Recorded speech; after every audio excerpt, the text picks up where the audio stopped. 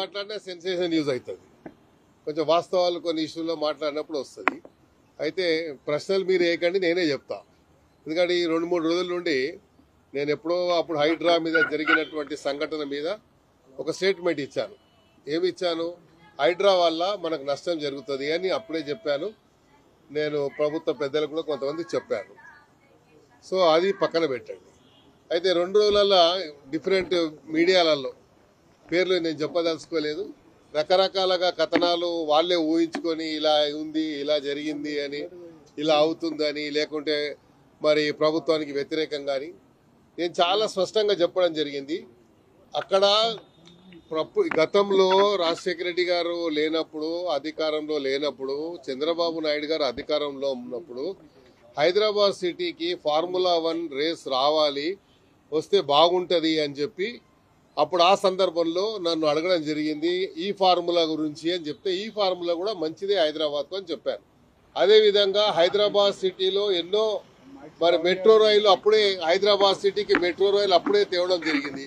హైదరాబాద్లో outer ring road వేసింది అప్పుడే కాంగ్రెస్ హయాంలోనే ఔటర్ రింగ్ రోడ్ వేయడం జరిగింది. అదేవిధంగా మీరు చూసుకున్నట్టయితే Hyderabad brand image outer ring road ఎప్పుడైతే వేసామో అప్పుడే పెరిగింది. కాకపోతే మేమేం చెప్పాము, ఈ ఫార్ములా వల్ల కూడా బ్రాండ్ ఇమేజ్ ఇంకా పెరిగింది. అయితే మీరు మొన్న వచ్చినటువంటి సంస్థలు మీరు చూసినట్టయితే గతంలో వచ్చినటువంటి కానీ ఏదైనా మీరు విప్రో తీసుకోండి, గూగుల్ తీసుకోండి, ఇన్ఫోసిస్ తీసుకోండి, ఏ సంస్థలు అయితే మల్టీనేషనల్ కంపెనీస్ వచ్చాయో అప్పుడు అన్నీ కూడా హైదరాబాద్ ఒక సేఫెస్ట్ ప్లేస్ అని రావడం జరిగింది. ఇతర రాష్ట్రాల నుండి ఈ హైదరాబాద్ సిటీలో కాస్ట్ ఆఫ్ లివింగ్ తక్కువ ఉంది అని నేను అన్ని కూడా అప్పుడు చెప్పినే మళ్ళీ రిపీట్ చేస్తా ఉన్నాను.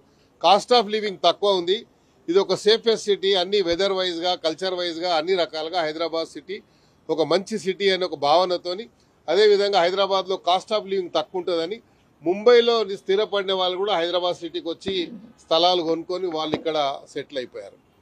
అదేవిధంగా రెండోది ఏంది, హైదరాబాద్ సిటీలో వాక్యూమ్ ఉందని చెప్పడం జరిగింది. ఎందుకు వాక్యూమ్ ఉంది అంటే ముఖ్యమంత్రి గారు ఇన్ని అభివృద్ధి కార్యక్రమాలు చేశారు. ఎంత ఆర్థికంగా ఇప్పుడే ఎవరు అడిగారు, ఇప్పుడే ఆర్థిక మరి పరిస్థితి బాగలేదు కదా, మీరు ఈ స్కీమ్స్ ఎలా ఇంప్లిమెంట్ చేస్తారని ఇప్పుడే మీడియాలో అడగడం జరిగింది. అయితే రాష్ట్రంలో ప్రభుత్వం యొక్క ఆర్థిక పరిస్థితి బాగలేదు. గత 10 సంవత్సరాల నుండి మరి ఎన్నో రకాలుగా ఇబ్బందులకు గురవుతున్నటువంటి 10 సంవత్సరాల తర్వాత అధికారంలోకి కాంగ్రెస్ వచ్చిన తర్వాత ప్రభుత్వం యొక్క గవర్నమెంట్ ఎక్స్చెక్కర్ ఓపెన్ చేసి చూస్తే అందులో ఖాళీ ఉన్నది మొత్తం అంతా కూడా. కాబట్టి స్కీమ్స్ ఎన్నో ఇచ్చాము. ఇచ్చిన దాంట్లో అంటే ఇంత గడ్డు పరిస్థితుల్లో కూడా ఇన్ని అభివృద్ధి అంటే ఇచ్చిన ప్రతి సంక్షేమ పథకాన్ని అమలు చేసుకుంటూ పోతూ ఉంటే ప్రధానంగా మీరు చూసినట్టయితే మొట్టమొదటిగా రైతు రుణమాఫీ ఒకటి ఫస్ట్ ఫేజ్లో చేసినప్పుడు ఎన్నో సంబరాలు జరగాల్సిన అవసరం ఉండే, సంబరాలు జరగలేదు. ఎందుకు జరగలేదు అనేది మనం ఆలోచించుకోవాలి. అదేవిధంగా ఈరోజు హైదరాబాద్ సిటీలో ఇన్ని స్కీమ్స్ ఇచ్చారు, ఇన్ని రోడ్లు వస్తూ ఉన్నాయి. ముఖ్యమంత్రి గారు మరి 30,000 మంది ఉద్యోగాలకు ఒక సంతకంతో 30,000 మందికి ఎల్బీ స్టేడియంలో ఇస్తే ఉత్సవాలు జరగలేదు. మనం జరపాల్సిన అవసరం ఉండే. అంటే కార్యకర్తలు బాధ్యత తీసుకోవాలి. ఇవన్నీ ముఖ్యమంత్రి గారు తీసుకునేది కాదు. ముఖ్యమంత్రి గారు ఒక సంక్షేమ పథకం ప్రవేశపెట్టిన తర్వాత అది ఇంప్లిమెంట్ అయిపోతే పెద్ద ఎత్తున సంబరాలు జరిగి ముఖ్యమంత్రి గారికి మనం పాలాభిషేకాలు చేయాలి. రైతు భరోసా తర్వాత రైతుల రుణమాఫీలో ముఖ్యమంత్రి గారు ఇస్తే మొత్తం రాష్ట్రంలో ఉన్నటువంటి రైతులు అందరూ కూడా మనము మరి ఎంతో పెద్ద ఎత్తున మరి ముఖ్యమంత్రి గారికి పాలాభిషేకం చేయాల్సిన అవసరం ఉండే. మనం చేయలేము, చేయాలని నేను కోరుతా ఉన్నాను. ఎందుకంటే మనం ఇచ్చిన స్కీమ్స్ మనం ప్రజలకు తీసుకోకపోతే అక్కడ వాక్యూమ్ ఏర్పడుతుంది అనేది నా అభిప్రాయం. అదే అభిప్రాయం చెప్పాను. హైడ్రా విషయంలో అప్పుడు కూడా చెప్తున్నా, ఇప్పుడు కూడా చెప్తున్నా, హైడ్రా వల్ల మనకు నష్టం జరిగింది. కాబట్టే ముఖ్యమంత్రి గారు కానీ లేకుంటే ప్రభుత్వ పెద్దలు ఆలోచించి దాన్ని మరి ఇప్పటికే కొంచెం స్లో చేయడం జరిగింది. అయితే స్లమ్లలో ఉన్నటువంటి వారికి ఇంకా అనుమానం ఉంది కాబట్టి అది నివృత్తి చేయటువంటి బాధ్యత మన పైన ఉందనే విషయాన్ని చెప్పాను. హైడ్రా విషయంలో సార్ ఎక్కడైనా ఇబ్బంది ఉన్న చోట ఎక్కడన్నా కానీ ఎక్కడ ఎఫ్టీఎల్ ఉన్న ప్రాంతం కానీ లేకుంటే చెరువులు అన్యాక్రాంతమైన చోట కానీ వాళ్ళు చేయమని చెప్తున్నారు.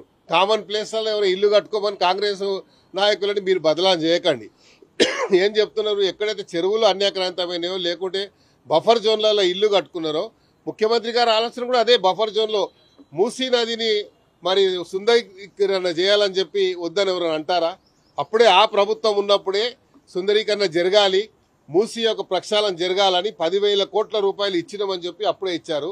అప్పుడే సోషో ఎకనామిక్ సర్వే చేసి వారి యొక్క కన్సర్న్ తీసుకోవడం జరిగింది. వారందరూ కూడా ఒక సేఫ్ ప్లేస్లో పంపిస్తామంటే అందరూ ఒప్పుకున్నారు. కానీ తీసే పద్ధతి బాగాలేక వాళ్ళు రకరకాలుగా ముఖ్యమంత్రి గారి గురించి, ప్రభుత్వం గురించి మరి ఎన్నో రకాలుగా ఉచ్చరించడానికి మాటలు మాట్లాడారు. కాబట్టి మాకు బాధ కలిగింది. ఇప్పటికైనా మూసి ఎప్పటికైనా ప్రక్షాళన జరగాలి. ఎందుకంటే హైదరాబాద్ ఒక హిస్టారికల్ ప్లేస్ కాబట్టి, హైదరాబాద్ ఒక చారిత్రాత్మకమైన ప్లేసు. సాలార్జంగ్ మ్యూజియం మనకు మూసీ నదికి ఆనుకొనే ఉంది. మరి హైదరాబాద్లో ఉన్నటువంటి తెలంగాణ హైకోర్టు మూసీ నదికి ఆనుకొనే ఉన్నది. ఉస్మానియా హాస్పిటల్ మనకు హైదరాబాదు దానికి మూసీకి ఆనుకొనే ఉన్నది. మరి అదేవిధంగా అక్కడ ఉన్నటువంటి సిటీ కాలేజు మూసీకి ఆనుకొనే ఉన్నది. చార్మినార్ మూసీకి ఆనుకొనే ఉన్నది. ఇక్కడ గోల్కొండ ఇంచుమించు మూసీకి ఆనుకొనే ఉన్నది.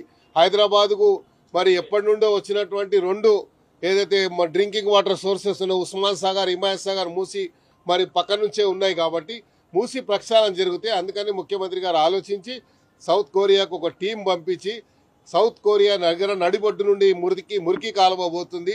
ఆ మురికి కాలువని మరి సుందరీకరణ ఎలా జరిగింది, దానివల్ల పెద్ద ఎత్తున దేశవ్యాప్తంగా ప్రపంచవ్యాప్తంగా టూరిస్టులు పోతున్నారు ఆలోచించి ఇక్కడ నుంచి ఒక మరి ప్రత్యేకమైనటువంటి బృందాన్ని పంపించి ముఖ్యమంత్రి గారు దాని మీద ఒక యాక్షన్ ప్లాన్ తయారు చేశారు. కాబట్టి అదే చెప్పాను, మూసీ ఎప్పటికైనా ప్రక్షాళన జరగాలి. జరిగితే తప్ప హైదరాబాద్కు మంచి పేరు రాదు. హైదరాబాద్ నగరం నడిబొడ్డున ఉన్నటువంటి ఆ మూసీని ప్రక్షాళన చేయాలనేది అందరి కోరిక. మేము సంబంధించి కేటీఆర్ మాట్లాడినటువంటి కామెంట్స్ హైదరాబాద్ బ్రాండ్ ఇమేజ్ పెంచడానికి నేను చేశానంటున్నారు. సేమ్ హైదరాబాద్ లో మీరు చూసినట్టయితే outer ring road Rajasekhara Reddy గారు ఉన్నప్పుడు ఔటర్ రింగ్ రోడ్ వేసాము. అదేవిధంగా ఎన్నో మల్టీనేషనల్ కంపెనీస్ వచ్చాయి. అదేవిధంగా చంద్రబాబు నాయుడు గారు ఉన్నప్పుడు మరి ఫార్ములా 1 రేస్ రావాలని చెప్పి అప్పుడే మరి సిటీ కాలేజ్ దగ్గర మరి అక్కడ అప్పట్లో దాన్ని ల్యాండ్ ఐడెంటిఫై చేయడం జరిగింది. అప్పటి నుంచి హైదరాబాద్కు ఒక బ్రాండ్ ఉంది. కానీ ఇది అడిషనల్గా యాడ్ అవుతుందని చెప్పాను. ఈ ఫార్ములా వస్తే అడిషనల్గా యాడ్ అవుతుందని చెప్పాను తప్ప దాన్ని వక్రీకరించి అంటే తప్పు ఏం లేదు. ఈ ఫార్ములా వచ్చిన వాళ్ళు తప్పు ఎవరు ముఖ్యమంత్రి గారు అంటలేరు, ఎవరు అంటలేరు. అన్న జరిగిన కుట్ప్రోకో గురించి, అలా జరిగిన అవినీతి గురించి మాట్లాడుతున్నారు. ఆ అవినీతి గురించి అడుగుతుంటే అది పక్కన పెట్టి బ్రాండ్ అని చెప్పి సొంత డప్పు కొట్టుకోవడం కరెక్ట్ కాదు. మేమేమంటున్నాం, అలా అవినీతి జరిగింది అని ప్రభుత్వం చెప్తుంది, అధికారులు చెప్తున్నారు. డబ్బులు ట్రాన్స్ఫర్ అయినట్టుగా చాలా ట్రాన్స్పరెంట్ గా ఉన్నాయి. అది ఎలక్షన్ కోడ్ ఉల్లంఘించి చేసిన అనేది మా అందరి యొక్క ఆరోపణ. చేస్తారు, ఇంకా కావాలి. హైదరాబాద్ ఇప్పుడు ప్రభుత్వంలో ఉన్నటువంటి మరి ఆర్థిక పరిస్థితి మీకు తెలుసు. ఇప్పుడే మీరు TV9 వారు ఇప్పుడే అడిగారు, మీ ఆర్థిక పరిస్థితి బాగలేదు ఎలా చేస్తారని చెప్పారు. అందుకే అప్పట్లో పెద్దలు ఆలోచించారు, సంకల్పం ఉండాలి. సంకల్పం ఉన్నప్పుడు ఏదైనా చేయొచ్చు. Where there is a will there is a way అని చెప్పి పెద్దలు చెప్పారు. కాబట్టి ముఖ్యమంత్రి గారికి సంకల్పం ఉంది. తప్పకుండా ఇచ్చిన ప్రతి కార్యక్రమాన్ని ఇంప్లిమెంట్ అవుతాయి. అప్పటి వరకు పేషెన్స్ అనేది అవసరం. చెప్పండి, ఈ రోజు మూసీ ప్రక్షాళన విషయంలో, సుందరీకరణ విషయంలో అక్కడ ఉన్న నిర్మాణాలు తొలగిస్తే మాత్రం ఖచ్చితంగా అడ్డుకుంటాం. బఫర్ జోన్ సార్, ఇప్పుడు బీజేపీ వాళ్ళు ఏమైనా కంటి తుడుపు చర్య కింద ఒక్కరోజు పండుకున్నారు. పండుకోవడానికి ఏం చేశారు, పోకముందే ఆ రూమ్లలో ఏసీలు పెట్టించుకొని ఆ బెడ్లు వేసుకొని కొత్త బెడ్లు వేసుకొని ఆ ప్రజలు ఎట్లా పండుకుంటారు అట్లా పండుకుంటే అప్పుడు వీళ్ళు నిజంగా చిత్తశుద్ధి ఉంది అని మేము అనుకునే వాళ్ళం. కంటి తుడిపోయి ఒక ముసలి కన్నీళ్ళు కాల్చి అక్కడ పోయి ఈటీల రాజేందర్ రోజు వేప పుల్లతోనే ముఖం తోడుకుంటుడా? మీరు చెప్పండి. ఆడ వేసుకొని తోవాలు వేసుకొని వేప పుల్ల వేసుకొని ముఖం కడుకుంటూ వస్తున్నాడు ఈటీల రాజేందర్. మరి అదేవిధంగా ఈయన కూర్చొని కొత్త స్టీల్ ప్లేట్లు తెచ్చుకొని వాళ్ళు ఏ ప్లేట్లో తింటారో ఆ ప్లేట్లో తినాలి. మరి కిషన్ రెడ్డి గారు పోయి కొత్త స్టీల్ ప్లేట్లు తెప్పించుకొని బయటికి ఇడ్లీలు వాళ్ళు వండిన ఇడ్లీలు తినేది ఉండే, లేకుంటే వాళ్ళు తినేది జొన్న రొట్టె తినేది ఉండే, వాళ్ళ రొట్టె తినేది కారం రొట్టె తినేది ఉండే. అట్లా చేయకుండా ఒక 300 మంది ముందే ఇళ్ళలో పోయి ఇండ్లు తీసుకొని ఆ ఇండ్లు అంత క్లీన్ చేసుకొని అందులో ఏసీలు ఫిట్ చేయించుకొని అన్ని ఫిట్ చేయించుకొని పోయి ఎవరిని మరి మీరు మభ్య పెట్టడానికి ఎవరిని మరి తప్పుదో పట్టించిన ప్రయత్నం చేస్తారు. కాబట్టి మీరు మీ రాజకీయ పబ్బం గురించి మీరు చేసే ప్రతి డ్రామా అందరు చూస్తున్నారు. మూసీ ప్రక్షాళన జరగాలనేది సంకల్పం ఉంది అందరికీ. ఎందుకంటే హైదరాబాద్ యొక్క బ్రాండ్ ఇంకా పెరుగుతుంది. హైదరాబాద్ కు ఉన్నటువంటి ఇది ఇమేజ్ ఇంకా పెరిగేటువంటి అవకాశం దాదాపు. ఉప ఎన్నికలు ఎక్కడున్నాయి, ఎక్కడ వస్తాయి? ఎప్పుడు వస్తాయి? వచ్చినప్పుడు ఫైట్. నేను ఫైటర్ని, ఎమ్మెల్యే రాజీనామా చేసే ఫైట్ చేసిన నేను మళ్ళీ ఉపేలా భయపడతాను. ఒక విషయం చెప్పండి, మీరు ప్రభుత్వానికి ఇంత సపోర్టెడ్ గా చెప్తున్నారు, మీరు మొత్తం కూడా ప్రతిపక్షాలని ఎద్దేవా చేస్తున్నారు, విమర్శిస్తున్నారు. ప్రభుత్వం తెలియకుండా మీ పైన కేసులు ఎంత పెట్టారు, మీ పైన ఎఫ్ఐఆర్ ఎంత పైన, పోలీసులు మీ మీద ఎంక్వైరీ ఎందుకు చేశారు? ఈ మాటకు నేను జవాబు చెప్పాల్సిన అవసరం ఉంది. ఎన్నికల ప్రక్రియ జరిగేటప్పుడు ఎప్పుడే కానీ కొన్ని కేసులు మేమంటే కొన్ని తీసుకొని మేము ఏం చేస్తామంటే పర్మిషన్ ఒక కార్నర్ మీటింగ్ అంటాము, లేకపోతే ఇంకో మీటింగ్ అంటాము, ఒక టెంట్ వేస్తాము. టెంట్లో మనం చైర్లు ఇన్నని రాయం. వాళ్ళు ఏం చేస్తారు, 100 చైర్లు అలా ఇస్తారు. ఒక ప్రొఫార్మా ఉంటుంది, ఆ ప్రొఫార్మాలో ఇస్తారు. 100 బదులు 500 చైర్లు 500 చైర్లు కేసు ఎక్కడ చూడలేము మేము. అయితే ఎప్పుడో అంటే గత ఎన్నికల్లో జరిగినటువంటి ఒక కేసు ఏంటంటే, ఎప్పుడు పేద ప్రజలకు ప్రభుత్వం ద్వారా కుట్టు మిషన్లు ప్రతి సంవత్సరం ఇచ్చేటువంటి కార్యక్రమం. ఆ కుట్టు మిషన్లు మొన్న ఎలక్షన్ ఇప్పుడు జరిగేటప్పుడు మరి 2023లో జరిగేటప్పుడు కుట్టు మిషన్లు ఇచ్చారు. అయితే కుట్టు మిషన్లు అప్పుడు ఇచ్చారని చెప్పేసి అప్పుడు ఉన్న కేసుని తీసేసి ఆ కుట్టు మిషన్ పంచిన వాడిని వదిలేసి నా మీద కేసు పెట్టారు. కుట్టు మిషన్లు పంచుతున్నారని చెప్పి కుట్టు మిషన్. అయితే ఆ డీసీపీ గారు అయితే నేను పర్మిషన్, ఫర్ ఎగ్జాంపుల్ ఒక పిల్లోడు విద్యార్థి, నా అభిమాని పిల్లోడు, ఆ పిల్లోడు డిగ్రీ చదువుతున్నాడు.